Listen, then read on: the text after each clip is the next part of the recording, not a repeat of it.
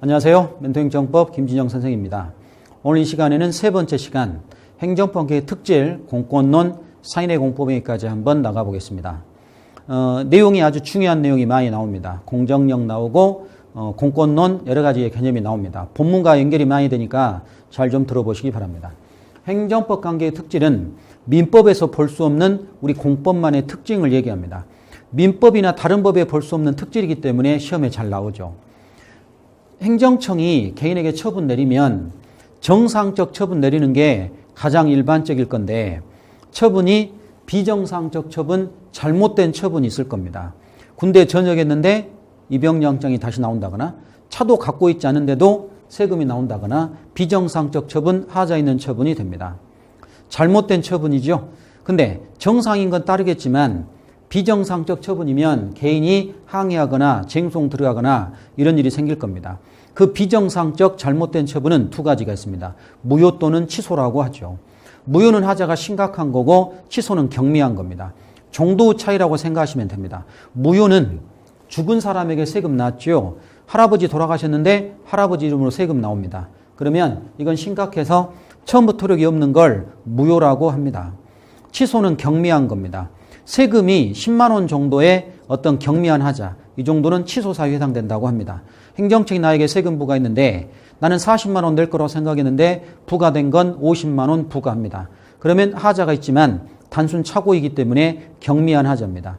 경미하기 때문에 당사자는 일단 따르고 봐야 됩니다. 일단 납부하고 봐야 됩니다. 심각하지 않다면. 이 따르라는 이 힘, 일단유효의 힘, 이걸 공정력이라고 하죠. 일단은 내코 봐야 됩니다. 일단은 따라야 됩니다. 국민 모두가. 그리고 일단 내켰지만 억울하니까 쟁송 들어간다. 그런다 하더라도 그 처분은 수독되지 않아요. 소송로도 이 세금 수독되지 않기 때문에 내가 쟁송을 넣어도 처분은 수독되지 않아 강제 집행 들어갑니다. 그래서 내 재산 압류 들어오고 뺏어가기 시작합니다. 일단유효 공정력 때문에 그렇습니다. 물론 쟁송 들어가서 본인이 이긴다면 이건 소급에서 사라집니다. 승소해서 소급 사라질지언정 일단유효하기 때문에 모든 국민은 따르고 봐야 된다면 이걸 공정력이다라고 해서 세금은 일단 의심스러워도 일단 납부하고 봐야 됩니다. 왜 이런 일이 생길까요? 민법에서 이런 일이 있나요? 카드 고지서가 세금 돈 더 나오니까 내코 본다? 그러잖아요. 민법에는 볼 수 없는데 공법에서 이렇게 해야만 국가가 돌아갑니다. 경미한 하자인데 사람들이 다 거부하고 안 내고 있으면 국가는 세금을 거치지 않을 거예요. 그러니까 정책적, 국가가 원활히 돌아가기 위한 정책적 이유에서 이러한 공정력이 인정되게 됩니다. 이 공정력과 아주 유사한 개념 중에 구성요건적 효력이라는 게 있죠. 논리가 비슷합니다. 법무부 장관이 애국인을 한국인으로 귀화허가 해줬습니다. 그런 거죠. 우리나라 국민하고 결혼한 애국인. 그런 사람들을 귀화허가 해줬는데 근데 뭔가 잘못돼서 하자가 있었다는 겁니다. 하자가 있어서 경미한 하자. 그러나 일단 유효하기 때문에 일단은 한국인입니다. 일단은 한국인이에요. 경미하지만 귀화허가가 떨어졌으니까 그걸 법무부에서 했기 때문에. 그리고 이렇게 귀화허가 받은 A는 잘못되긴 했지만 A가 공무원 되겠다라고 행자부 가서 인사혁 신청 가서 원서 제출을 했습니다. 원서 제출했더니 귀화허가 하자 있으니까 행정자치부 인사혁 신청에서는 이거 못 받아주겠다라고 할 수 있냐면 잘못됐지만 경미하면 국민이 따르듯이 잘못됐지만 경미하면 국가기관도 그 사람을 한국인으로 인정해서 이걸 받아줘야지 성결 문제로 잘됐다 잘못됐다 판단하지 말고 원서 접수해줘야지 거부할 수 없다면 이것을 구성요건적 효력이라고 합니다. 구성요건적 효력은 애국인이 한국인에게 기여가 했지만 그게 경미하다면 일단은 따르고 봐야 되기 때문에 공무원 시험 접수했을 때 원서 받아줘야 하지 이를 거부할 수 없다면 이것을 구성요건적 효력이다라고 얘기를 합니다. 일단유효하기 때문에 국민이 따른다면 공정력, 일단유효하기 때문에 국가기관 상호간 따라야 된다면 이걸 구성요건적 효력이다라고 합니다. 말은 비슷한데 그 상대방이 다를 뿐인 겁니다. 다시 또 어떤 개념이 있냐면 확정력이라고 해서 형식적 확정력, 불가쟁력과 실질적 확정력, 불가변력이 있습니다. 형식 확정력, 불가쟁력, 실질적 확정력, 불가변력 한문이죠. 불가하다, 쟁이니까 다투는 게 불가하다, 못 다투는 효력을 불가쟁력입니다. 못 바꾼다, 불가변력, 못 바꾼다 이렇게 얘기하죠. 바꿀 수가 없다. 인터넷 물건 사가지고 전자제품 여러분 그 개봉하면 반품 안 되잖아요. 개봉해서 열어보면 안 되잖아요. 옷은 입어봐야 되지만 전자제품 개봉하면 바꿀 수 없잖아요. 반품 안 되잖아요. 불가변이죠. 쟁이니까 뭔가 못 다투는 겁니다. 여기서 불가쟁력부터 들어갑니다. 쟁송기간 도가거나 신급 종료되면 불가쟁력이 발생한다라고 하죠.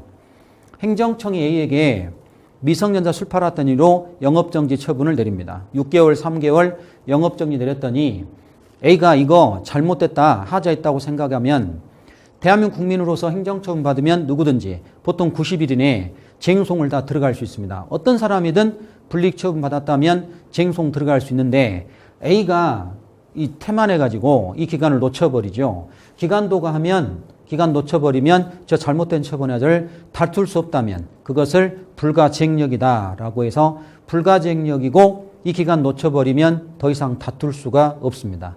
기간 놓친 다음에 소송 들어오면 법원에서는요. 이걸 받아주지 않아요. 받아주지 않고 되돌려 버립니다. 이게 불가쟁력이죠. 일정 기간 내에 다퉈야지 더 이상 못 다툰다. 불가쟁력. 여러분 그 학교 다닐 때 수강신청 정정기간 있죠? 3일인가 5일인가 이런 기간이 있을 거예요. 잘못됨을 알고도 수강신청 정정기간 놓쳐버리면 더 이상 그 잘못된 수강신청을 다툴 수가 없잖아요. 이게 똑같은 불가쟁력과 같은 겁니다. 불가변력은 뭔가 바꿀 수 없는 효력입니다. 여러분이 수험생이니까 좀 수험생 입장에서 얘기를 해보면 행정청으로부터 A가 공무원시험 합격자 결정 처분 받았습니다. 합격자 결정돼서 면접 끝나서 최종 합격까지 됐는데 그래서 확인 수익적인, 특히 이제 수익적이죠. 수익적은 혜택입니다. 나에게 유리한 혜택적인 행위를 받았고 그걸 신뢰해서 공무원 됐고 부모님한테도 말했고 아주 기뻐했는데 행정청이 갑자기 말을 바꿉니다. A가 아니라 B다. 합격자를 변경합니다. A가 가서 연락에 따지겠죠. 왜 이걸 나에게 이렇게 말하고 바꿨냐고 하면 그때 A가 주장하는 게 불가변력에 위반됐다라고 하고 행정청 어떤 처분했다 하더라도 사후에 그걸 바꿀 수 없는 걸 불가변력이라고 합니다. 변경할 수 없는 효력. 이것 때문에 억울한 A는 불가변력 발생 행위를 행정청이 말 바꿨기 때문에 하자에 있어서 쟁송 제기하면 되고 그렇게 해서 구제를 받으면 되는 것이 바로 이 불가변력이라고 합니다. 합격자 결정한 다음 말 바꿀 수 없다. 불가변력. 엊그제 선거했잖아요. 선거 당선자 결정한 다음에 말 바꾸지 말아라. 불가변력. 그 억울한 사람은 쟁송 들어간다. 불가변력이라고 합니다. 듣고 보면 참 쉬운데요. 공권론으로 가서 권리의 개념으로 한번 들어가 보겠습니다. 여러분 그 권리라는 말 있죠. 그 반대말은 의무입니다. 민법에서는 돈을 줬기 때문에 권리 의무가 생기는 거죠. 여러분이 학원에 수강을 하면 돈 지불했기 때문에 강의 들을 수 있는 권리가 있고 저희 학원은 돈 받았기 때문에 강의를 해줘야 될 의무가 생깁니다. 근데 그게 잘못되면 권리자는 의무자를 상대로 소송 제기해서 자신의 권리를 구제받아서 원고가 될 거고 상대방 의무가 돼서 피고가 돼서 이 쟁송을 서로 다툴 겁니다. 그래서 이 민법에서 돈 때문에 생기는 이 권리 의무 관계가 되고 자 권리 의무 관계의 최종적 기결점은 바로 소송이에요. 권리가 있으면 뭐예요? 권리가 있다고 하면 뭐예요? 소송 가서 구제를 못 받는다면 그 권리는 무용지물입니다. 그래서 소송 가서 권리 구제 받겠다. 그래서 어떤 갈등이 민법에 생기면 마지막에 항상 누가 소송 제기했다. 연예인 누군가가 기획사하고 소송 제기했다. 다 이렇게 소송으로 권리 구제를 받게 됩니다. 싸우는 거죠. 그럼 민법에서 이렇게 돈 때문에 권리가 생긴다면 이걸 사권이라고 해서 사권은 사법적 권리입니다. 사권. 근데 이 민법은 우리가 공부하는 거 아니니까 우리 행정법은 국가와 개인 간에서 권리 의무가 생기는 거니까 이걸 보고 공권이라고 하죠. 국가가 개인에게 강제한다. 군대 하라 세금 내라. 이게 국가적 공권입니다. 국가적 공권은 국가가 개인에게 강제하는 거지만 반대로 개인이 국가에게 요구할 수 있는 권리도 있습니다. 19살 먹었다. 선거권 취득했다. 지금 여러분들은 다 투표권 갖고 계실 거예요. 저번 달 국회의원 선거 하셨죠. 19살 이상이면 투표권을 다 갖고 있습니다. 선거권을 갖고 있는데 그래서 대표를 뽑을 수 있는 권리가 있습니다. 그래서 법률에 따라서 대표를 뽑을 수 있는 선거권이 공직선거법에 따라서 19세 이상이면 법에서 주어지도록 돼 있습니다. 투표로 갔더니 여러분의 이름이 빠져 있는 겁니다. 그러면 개인적 공권, 개인이 국가에게 내 투표권 보장해달라고 요구할 수 있고 국가가 끝내 이걸 보장해주지 않는다면 개인은 소송 들어가서 구제를 받을 겁니다. 국가적 공권은 국가가 강제하는 거니까 뒤에서 다시 언급하기로 하고 이 파트에서는 바로 이 개인적 공권을 중심으로 얘기합니다. 개인적 공권을 얘기하는 이유, 민법에서는 공권을 갖고 있으니까 소송 들어가고 행정법에서는 개인적 공권을 갖고 있기 때문에 소송 들어가서 권리구제를 받도록 하기 위해서 이 논의 실익이 나온다는 말입니다. 그러면 공권을 가진 자 소송 들어가서 권리구제를 받는데 우리 행정소송법 등에는 권리구제를 누가 받을 것인가를 그렇게 공권을 가진 자라고 하지 않고 이렇게 포괄적으로 써놨다는 거죠. 행정소송법에는 취소소송, 즉 행정소송은 처분 등의 취소를 구할 법률사항이 있는 자가 제기할 수 있다. 이렇게 포괄적으로 썼습니다. 그럼 법률사항이 이기는 자가 소송에 원고가 된다라고 했는데 그 법률사항이 이기게 되는 자의 공권자가 돼서 19세 이상의 선거권 가진 자가 소송에 원고되는 건 당연할 겁니다. 근데 여기서 대비되는 개념이 반사적 이익이라서 원고가 안 되는 거. 반사적 이익, 이게 원고가 안 됩니다. 지하철을 탔는데 옆에 남자가 부채질을 크게 하니까 우리 옆에 여자친구가 그 친구 때문에 시원했다는 거죠. 부채질을 하니까. 이 친구가 부채질하면서 옆에 있는 여자친구가 시원해지는 건 반사적 이익이죠. 그 친구가 부채질을 하지 않는다 이제. 그러니까 옆에 있는 여자친구가 부채질 좀 아까처럼 해달라 이렇게 요구할 수 있나요? 반사적 이익 가진 자가 옆에서 부채질 해달라고 요구할 수는 없는 겁니다. 행정법에서 반사적 이익을 가진 자는 소송에서 원고가 될 수가 없죠. 그 반사적 이익이 누구냐면 이제 대표적인 게 이 목욕탕입니다. 그러면 허가로 넣는 이익이 대표적인데 목욕탕 아저씨가 돈 벌고 있는데 신규 목욕탕을 아주 가까운 근처에다가 새롭게 해줍니다. 그럼 기존 목욕탕 업주가 이거 다툴 원고가 될 건지 원고될 수 없죠. 반사적 이익입니다. 수입이 떨어져도 어쩔 수 없습니다. 그래서 허가는 서로 경쟁하는 거지 이거 나만 하겠다 이거 안 된다는 거죠. 이걸로 얻는 이익은 반사적이기 때문에 소송으로 다툴 수가 없게 됩니다. 시대가 바뀌면서 공권과 반사적 이익을 나눴지만 시대가 바뀌면서 공권은 점차 확대되고 있고 반사적 이익은 축소되게 됩니다. 여러분 이런 말 많이 들어보셨죠? 권리의식이 확대된다. 권리의식이 확대되기 때문에 공권은 점차 확대되고 반사적 이익은 축소되면서 권리가 확대됩니다. 그래서 나타나는 어떤 게 있는데 그게 법률상 보호이라는 게 나타납니다. 법률상 보호이 나타나서 이들도 오늘날은 원고로 인정될 수가 있습니다. 이런 게 이제 복효적 행정행위라고 해서 두 가지 이상의 효과가 나타나는 걸 복효적 행정이라고 해요. 연탄공장을 누구에게 해주면 그 사람은 수익이지만 옆 사람은 피해가 오니까 먼지, 냄새가 나니까 이걸 하나의 허가가 두 사람 이상에게 두 개의 효과가 나타나면 이걸 복효적 행위라고 합니다. 그럼 연탄공장 인근 주민이 오늘날 이거 다툴 원고가 될 건지 오늘날 다 인정해줘요. 경원자, 경업자들도 오늘날 다 원고가 됩니다. 그래서 순수한 반사적 이익 목욕탕 아저씨 안 되겠지만 공권자, 법에 따라서 선고권 취득한 자 또는 이들도 원고로서 인정될 수가 있습니다. 이 법률상 보익을 좀 더 파고 들어가 보겠습니다.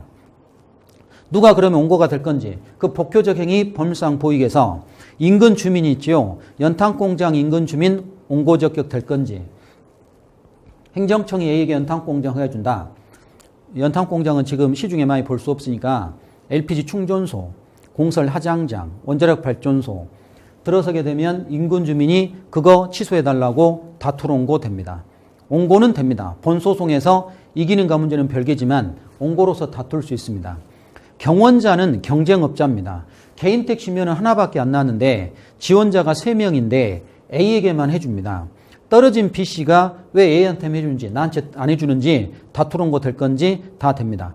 이 경원자가 여러분 수험생들이에요. 누가 합격자 하면 누구는 떨어진 거잖아요. 떨어진 사람이 내가 합격생이다라고 다툴 원고 됩니까? 다 되죠. 근데 요즘 전산 처리하니까 우리가 안 다투지만 이거 떨어졌다면 다툴 수 있다. 경업자가 있습니다. 버스 업체죠. 강남에서 분당까지 가는 시내버스가 있습니다. 근데 기존 시내버스가 있는데 신규 버스 노선화가 해줍니다. 기존 버스 업체가 원고될 건지 원고됩니다. 배 타고 여러분 섬 들어가는데 그 노선 허가해 줬는데 다른 업체에게 또 해줍니다. 기존 업체가 다툴 원고 된다. 이들이 복효적 3자 범상 보위돼서 이들조차 오늘날 옹고적 격이 확대돼서 순수한 반사직을 제하고는 이들도 옹고가 되게 됩니다. 그럼 누가 되고 안 되는가 판례를 보시면 이게 명백히 나와 있습니다. 그래서 시험에서는 판례가 엄청 잘 나오고 거의 해마다 매년 시험에 나오고 있는데 반드시 정리를 하셔야 됩니다. 이론을 바탕으로 판례 보시면 훨씬 수월하게 전개될 겁니다. 공권이 성립해서 뭔가 주장을 하려면 법을 봐야 되는데 첫 시간에 저희들이 이걸 했었죠. 다시 또 봅니다. 법조문에 7세상의 무위탁 독권에 생보금을 지급할 수 한다가 먼저 써지고 두 번째는 할 수 있다 이렇게 써지면 1번 조항을 저희들이 뭐라고 했냐면 기속행위라고 했고 아랫 조항을 재량행위라고 했었죠. 기속행위는 법대로 무조건 줘야 되기 때문에 공무원에게 의무가 부과됩니다. 국민에게는 권리가 생깁니다. 요구할 수 있는 권리가 되죠. 공무원이 안 주면 위법행위가 되고 개인은 소송 제기가 됩니다. 재량은 알아서 지급하는 거니까 재량이고 공무원에게 의무가 되지 않고 국민은 국가에게 뭔가 권리를 주장할 수 없습니다. 이거 안 줘도 위법하지 않고 부당하게 불과하니까 소송 제기가 안 됩니다. 여러분은 이렇게 생각하시면 돼요. 기속행위에 공권이 성립하고 그 위반에 대해서 소송 제기가 된다. 재량행위는 공권이 성립할 수 없다. 그리고 이거 가지고 소송 제기가 안 된다. 이렇게 생각하시면 됩니다. 이 세 가지로만 결론 내면 됩니다. 기속이 돼서 공권이 성립하려면 법 규정이 기속 규정으로 되어 있어야 한다라는 걸 먼저 좀 기억하시고 그러면 행정법규는 기속이 많은 게 좋나요? 재량이 많은 게 좋나요? 기속이 많아야 되겠죠. 그래서 기속을 확대하고 재량을 축소한다. 이 논리를 계속 얘기합니다. 기속을 확대하고 재량을 축소한다. 그래서 나오는 논리가 이 재량권의 영수축. 재량을 기속으로 바꿔준다라고 해서 재량이 0으로 수축한다. 그럼 재량이었던 것이 기속으로 바뀐다라고 얘기하죠. 재량의 영수축이 나오죠. 일상에서 엄청 경험하는 건데 이걸 이론으로 얘기합니다. 경찰은 출동할까 말까에 대해서 재량을 가지고 있죠. 순찰도 돌고 그러잖아요. 지하철역 입구에 밤늦게 그 여자들을 이렇게 보고 있고 이러죠, 경찰이. 그러면 출동할까 말까는 재량인데 어떤 친구가 생명의 위협을 느껴서 경찰에게 바로 신고합니다. 그래가지고 막 다급한 소리로 신고하면 경찰은 그 소리 듣자마자 출동해야 될 의무가 발생하죠. 출동 후 발생해서 그 재량은 기속으로 바뀌어서 0으로 수축합니다. 그러니까 경찰에게 도움 요청에 신고 들어오는 순간 그 재량은 기속이 돼서 0으로 수축하게 되죠. 근데 경찰은 출동하지 않아서 부작위가 됩니다. 부작위 뭔가 안 하는 거죠. 출동 안 해버립니다. 아니면 왔는데 3시간 뒤에 왔습니다. 그래가지고 이 사람이 죽거나 다치거나 그러면 개인들은 위법하게 돼서 그 피해에 대해서 국가배상을 청구하고 행정권의 발동, 개입을 요구하는 걸 행정개입 청구권이다 라고 얘기를 해서 행정개입 청구권을 주장할 수 있습니다. 이게 영수축입니다. 정말 쉽죠. 경찰 출동 신고하면 바로 출동해야 된다. 영수축. 그래갖고 출동 안 한다면 그거 국가배상 들어가는 행정개입 청구권이 발생하게 된다. 그래서 경찰이 출동하지 않았거나 잘못 출동해서 개인이 죽거나 다쳤을 때 경찰 간부가 사과하고 국회에서 막 질타하고 이런 것들이 다 바로 이 영수축 이런 것들입니다. 영수축하면 재량이 기속으로 바뀌어서 행정개입 청구권이 성립한다라고 얘기해서 공권이 확대된다라는 얘기를 했습니다. 여기까지 이제 공권론이라면 지금까지 얘기했던 게 일반 권력관계, 국가와 국민 일반 권력관계라면 특별 권력관계라는 게 있죠. 지금 얘기한 건 국가, 공무원, 국민 중에 이 국가가 국민을 규율하는 이 이야기를 봤습니다. 국민을 규율하니까 법대로 해야 되며 그 억울한 개인은 사법심사 들어간다면 이걸 보고 일반 권력관계라고 해요. 근데 일반 권력관계를 규율하는 걸 법률 또는 법규명령 이렇게 하고 이런 것들은 법규범이 되게 됩니다.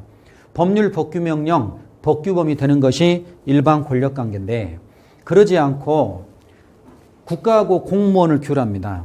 여러분이 공부하실 때 지금은 좀 다르지만 옛날 여러분 이제 공무원 준비하지만 옛날의 법에서는 이 공무원들은 자신의 권리를 포기하고 온 걸로 법으로 인정했죠. 그래서 자신의 권리, 자신의 주장을 포기한 걸로 해서 국가가 어떤 불이익한 일을 해도 다 감수해야 되는 신분을 가진 자로 이렇게 평가했습니다. 그건 그 옛날 이야기죠. 지금은 말이 안 돼요. 그래서 법치주의 적용한데 이들은 공무원들은 억울한 일을 당해도 사법심사 들어갈 수 없다는 특별 권력관계라는 걸 인정합니다. 특별 권력관계가 인정돼서 이들은 자신의 권리 포기하고 와서 이들에게는 법치주의 사법심사 안 되고 이들만을 규율하는 걸 행정규칙이라고 합니다. 이들만. 남자분들은 군대 생활할 때 제가 군인이었을 때 꼭 이런 관계가 됐죠. 많은 제약을 받았잖아요. 표현의 자유, 영내에 거주해야 되고 여러 가지 불이익을 받지만 그게 바로 특별 권력 관계고 이들만을 규율하기 위한 건 행정규칙이라고 해서 훈련고시 이런 것들이고 이런 것들은 법규범으로 평가되지 않은 것들입니다. 법이 아니고 그들 내부자만 규율하고 국민과는 관계없는 것 이것을 행정규칙이라고 얘기합니다. 이런 걸 보고 일반 권력관계 반대 특별 권력관계인데 제가 지금 이들은 권리를 포기하고 왔기 때문에 권리 주장 못하고 재판받지 못한다. 이게 지금도 타당하나요? 옛날에는 이랬습니다만 지금은 이게 타당하지 않아요. 지금은 이런 논리는 다 극복돼서 이렇게 희생을 강요하는데 여러분이 이렇게 공무원 많이 준비할까요? 지금은 이 공무원들도 일반 권력과 큰 차이 없이 자신의 권리 다 보장받고 권리 포기하고 왔다. 이런 논리는 지금은 타당하지 않아요. 그 옛날 이야기였습니다. 그래서 개념 정리로 특별 권력관계라는 걸 아시면 되겠습니다. 또 용어 중에 소멸시효가 있는데 소멸시효는 이 시효라는 게 있는데 여러분 그 공소시효는 많이 들어보셨을 거예요. 범죄자가 범죄를 저질렀고 일정 기간 지나도록 범죄자 검거 못하면 더 이상 처벌할 수 없는 공소시효가 완성된다 하는데 그 공소시효는 형벌에 관한 문제고 민법적인 측면에서는 이 소멸시효가 있습니다. 예를 들어서 민법에서 A하고 B하고 2006년에 돈을 빌렸다는 거죠. B가 A에게. 근데 A는 돈 달라 안 하고 B도 돈 갚지 않았는데 10년이 지난 2016년 7월 1일이 되면 A가 B에게 돈을 달라고 받아낼 수가 없습니다. 이렇게 돈 받지 못하면 민법의 10년의 기간이 지나면 소멸시효 완성해서 돈을 B는 갚지 않아도 되고 A는 달라고 할 수 없습니다. 이게 소멸시효죠. 권리가 소멸한다. 근데 이렇게 소멸시효를 인정하면 B는 돈 빌리고 나서 누구든 안 갚으려고 노력할 거잖아요. 근데 이렇게 하면 안 되니까 그 사이에 시효 완성되기 전에 어느 순간 권리자가 소송 제기, 소제기하면 소멸시효는 중단돼서 다시 또 10년의 기간이 연장됩니다. 또 완성되기 전 소제기하면 또 10년의 기간이 연장돼서 끝까지 몇십 년이고 돈을 받아낼 수 있습니다. 이런 권리 행사를 하지 않으니까 이런 불이익이 와서 채권자가 피해를 봅니다. 이게 소멸시효죠. 민법의 소멸시효 10년 이게 적용된다면 공법에서도 똑같습니다. 공법의 소멸시효는 5년이라고 합니다. 세금을 부과했다 행정청이 2016년 7월 달에. 근데 여기는 5년입니다. 2021년 되면 시효 완성해서 국가채권 소멸시효 완성하는데 공법의 소멸시효는 10년이 아니라 5년이 적용돼서 더 짧습니다. 또 국가도 이런 거를 그냥 놔두지 않죠. 시효 완성되도록. 그 사이에 소제기해서 시효 중단 조치를 해서 소멸시효 그 연장의 효과를 주게 됩니다. 시효가 연장돼서 결국은 세금을 내게 되고 여러분이 공무원 되시면 이 시효 연장 조치를 다 하셔야 됩니다. 그래서 이 돈을 걷어와야 되겠죠. 이게 소멸시효. 형벌에서는 공소시효 이렇게 됩니다. 또 시효에서 하나 더 있는데 취득시효가 있습니다. 여러분 그 할아버지 돌아가실 정도 되면 이런 일이 많이 벌어지는데 A가 토지를 갖고 있고 B가 토지를 가지고 있는데 A가 자기 땅인데도 이게 팽개쳐 놓고 나타나지 않아요. 근데 이 풀이 이제 잡풀 넘어오고 이러니까 B가 이 땅까지 풀 베면서 남의 땅이지만 놀리고 있느니 제가 농사를 짓는데 그 기간이 무려 20년 지나게 되면 A 땅을 B가 갖게 됩니다. 이걸 보고 취득시효라고 그래요. 민법에서는 이렇게 권리 행사하지 않고 놔둔 팽개쳐 놓은 땅을 채권자 또 다른 점유자가 가질 수가 있는데 이게 취득시효라고 하고 사물에 대해서 민법 사물은 취득시효가 가능합니다. 사적인 물건, 개인 땅 취득시효가 가능한데 공법에서는 이게 다릅니다. 국가의 도로가 있죠. 이거 이제 공물입니다. 국가의 도로 취득시효 될 거냐? 공물 취득시효는 부정된다라고 해서 도로 같은 공물의 취득시효는 허용될 수 없다라고 말합니다. 그래서 사물에 대한 취득시효는 되지만 공물 취득시효, 도로를 점유했더니 내 것이 된다. 이게 가능할까요? 말이 안 되죠. 그러면 산골짜기 도로 다 내 거라고 주장할 것이고 복잡해질 겁니다. 공물 취득시효는 허용되지 않는다. 이렇게 정리하시기 바랍니다. 사무관리라는 게 있는데 생소하시죠? 동대문, 남대문 상점 가보면 상점이 이게 딱딱 붙어 있죠. 근데 A 가게에 손님이 왔습니다. 근데 A는 밥 먹으러 가고 없죠. 그러니까 정찰제니까 가격 붙어 있으니까 B가 와서 A 가게를 봐줍니다. 서로 인지상정. 의무 없이 타인 사무를 대신 처리해주면 이때 B가 A 가게에 봐주는 걸 사무관리라고 해서 민법에서의 사무관리가 되게 됩니다. 가장 흔하게 경험하죠. 근데 공법에서 의무 없이 장마가 와서 주민이 고립됩니다. 이렇게. 그러니까 119가 구조활동을 해야 되지만 이거를 국가가 구조활동 대신 산악인들이 구조활동을 의무 없이 해줍니다. 이런 것은 공법에서 사무관리 의무 없이 해주는 겁니다. 국가를 대신해서 의무 없이. 민법에서 사무관리가 되고 공법에서도 사무관리가 될 수 있다라는 거죠. 그래서 공법상 사무관리가 됩니다. 공법행위라고 해서 사법적인 민법에서 계약 맺으면 사법상의 행위지만 공법상의 행위도 있죠. 민법에 계약 맺으면 사법상 행위, 돈 주고 받는 거 이런 거지만 우리 이제 공법행위라고 해서 공법적 행위가 있죠. 국가와 개인 간의 문제입니다. 국가가 세금 부과하고 입영영장 부과니까 이게 행정주체의 공법행위. 개인이 국가에게 신고 신청하고 꼬마가 태어났으니까 출생신고하죠. 사망신고하죠. 아버지 돌아가셨으면. 그러면 개인이 국가에게 그런 거 하게 되면 또 공무원이 사직서에 제출하면 이것을 사인의 공법행위라고 합니다. 그래서 공법상의 행위, 민법행위와 달리 공법상의 행위는 행정주체의 공법행위 있고 사인의 공법행위가 이렇게 있죠. 이 사인의 공법행위를 한번 간단히 정리합니다. 이건 뒤에서 합니다. 신고 신청 등 이런 게 사인의 공법행위죠. 그 사인의 공법행위에서 가장 많이 경험하는 게 그 신고제 이런 겁니다. 신고제 이런 건데 이런 내용을 한번 정리를 해봅니다. 책에는 더 자세히 되어 있으니까 간단하게 정리하면 신고는 자체완성적 신고와 행위요건적 신고라는 게 있죠. 본래 의미의 신고가 있고 절차법이 있고 여기는 없고 안 하던 허가제 이렇게 됩니다. 자체완성적 신고는 뭐냐면 출생신고, 사망신고 같은 거죠. 신고서를 써가지고 행정청에게 도달만 시키면 효력 발생하고 수리가 필요 없으며 수리 거부 쟁송도 안 되는 거 이거 자체완성적 신고입니다. 도달만 시키고 행정청에 던져주면 끝나는 겁니다. 행위요건적 신고는 LPG 충전소 이런 거에 사고 팔려서 양도양수 지위승계가 일어나죠. 그것은 행위요건적 신고고 등록제라고 합니다. 이것은 수리와 함께 도달이 돼야 되며 수리 거부하면 쟁송으로 다툴 수 있는 걸 행위요건적 신고라고 합니다. 여기서 이제 비교되는 게 허가제가 있는데 왜 우리가 이걸 공부하냐면 여러분 그 영업을 할 때 신고제 영업이 있고요. 등록제 영업이 있어요. 그 다음에 허가제 영업이 있습니다. 어떤 영업을 할 때 신고 영업을 합니다. 치과의원, 동네 치과병원 이런 데 신고제 영업. 여러분 그 체육도장, 태권도장, 헬스클럽 신고제만 하고 영업하면 돼요. 등록하고 해야 되는 경우가 있습니다.